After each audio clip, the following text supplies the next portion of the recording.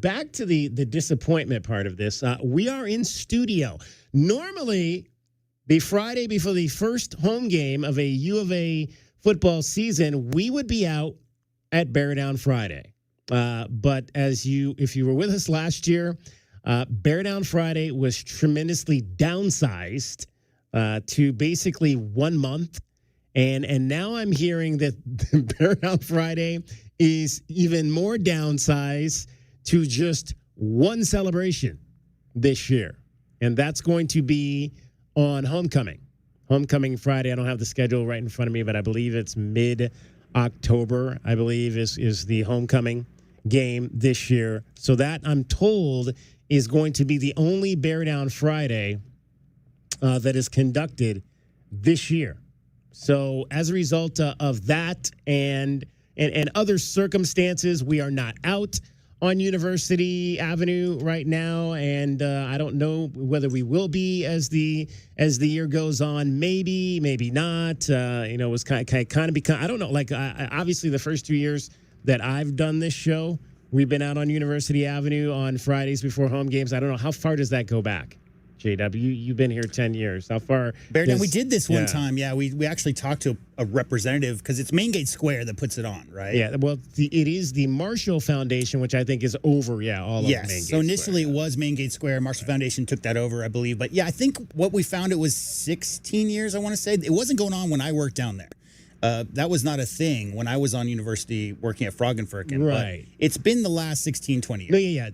But I'm asking, how long had we been down there? Do you know how long going back we had done the shows down there? Yeah, that's a good question. Yeah. I think probably prior to COVID, we did some shows down there. Maybe it wasn't every single So it wasn't like going back. We Friday. hadn't been down there for like 15 years or anything like that. Yeah. So it wasn't a huge tradition. No.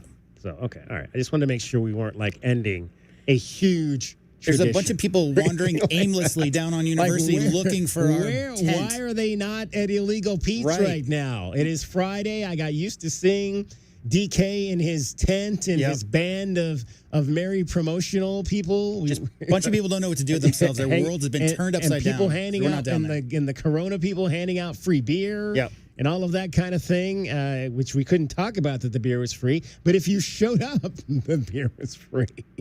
So, that's not happening. Not happening, at least not this Friday. So maybe Fridays down the line. And again, there's a sadness to that. There's a sadness to that because, again, I've been here. This is I've said it before, this is year 18 for me, and there has always been a Bear Down Friday. Always. I mean, in 18 years that I've been here, there's always been a Bear Down Friday happening, especially the first game of the year. And now there's not. And so I think it's a bad look. I don't know who's responsible for it. Marshall Foundation, Main Gate Square. It's a bad look. It's a bad look when things get taken away. It's a bad look when things are not there anymore that we're used to having, especially around a football program that you're trying to generate interest in. And that was an event. Now, granted, was it packed every single Friday night? I mean, there was a good amount of people that would go down there. I know a lot of parents took their kids down there to see the band. But I'm not going to sit here and tell you because there were years in television where I did not go to Bear Down Fridays because I was off doing high school football. So I mean, really, like when I went back for 2 years ago today.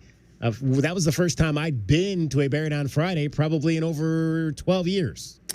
To your point, when I was down there, for Bear Down Fridays, a lot of my interactions, DK, were with 18, 19-year-old freshmen in the dorm because the dorms are right there. And so you're talking about introducing people who may be not familiar with Tucson, maybe not familiar with the Arizona Wildcats sports programs.